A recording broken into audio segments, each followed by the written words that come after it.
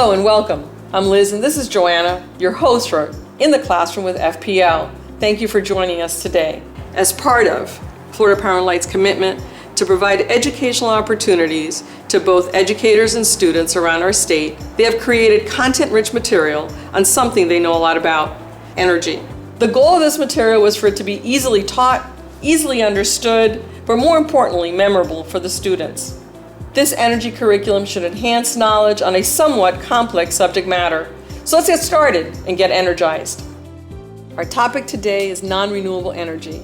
We'll help explain what it is, how it works, and how you can explain this to your students.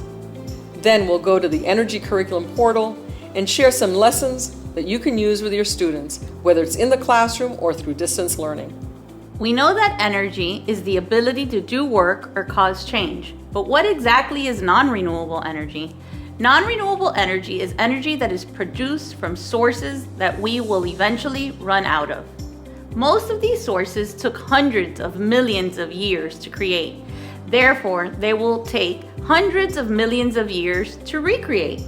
With the world's current population of 7.8 billion people and our current energy consumption, these non-renewable resources may be depleted before we know it.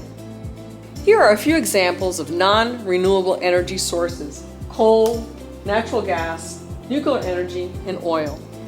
Coal is a non-renewable fossil fuel that was formed millions of years ago from plants that were once alive. Although coal has always been one of the most abundant energy sources, we have been looking for alternative sources of energy that are cleaner and do not cause harm to the environment and those who call it home. Similar to coal, natural gas comes from tiny dead plants and animals from the sea. These plants and animals were once buried under the sedimentary rock that put pressure on them and then created a gas that is trapped under these layers. We're able to use these gases, methane, propane, and butane, to generate electricity. Let's think for a moment. Suppose that I have a barbecue grill with a propane tank attached to it as a fuel source. Why do I need this tank? Will this tank last me forever? Of course not. Once it's finished, it's gone for good. I must take the tank and have it refilled. Same would go with the butane lighter. We use oil, petroleum, each and every day to power vehicles, airplanes, heat buildings, and produce electricity. We have been relying on oil as one of our primary sources of energy, as well as to create many common household products, such as candles, crayons, medications, and even toothpaste.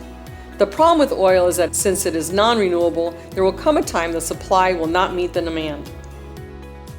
Nuclear energy comes from the nucleus of atoms. Nuclear power plants generate energy using nuclear fission of the radioactive element uranium. Nuclear power plants have the highest safety standards. We must do our part to educate ourselves and others about its efficiency and the role in the future. Make sure to check out our elementary transportation fuels book, the Transportation, Conventional, and Alternative Fuel Lesson, and Pretzel Power, lessons found in our curriculum portal. Learn more about these non-renewable energy sources. These are just a few examples of the many lessons, activities, labs, and experiments found in our portal, energycurriculum.com. FPL's Energy Curriculum portal offers an array of lessons from 4th through 6th grade. Scroll over to the Curriculum tab to access lessons, activities, labs, and additional resources by grade levels. Lessons include standards, big idea, essential question, vocabulary, background information, guiding questions, and instructional sequence, and much more. To access lessons, materials, and other resources, visit us at energycurriculum.com. For additional information, please contact Maureen Wilt, Senior Education Program Manager for Florida Power and Light Company. We hope that we were able to share some easy ways to address the following standards for either 4th or 5th grade. Thank you for joining us today for this edition of In the Classroom with FPL. Please check out other informational videos and resources on the Energy Curriculum portal.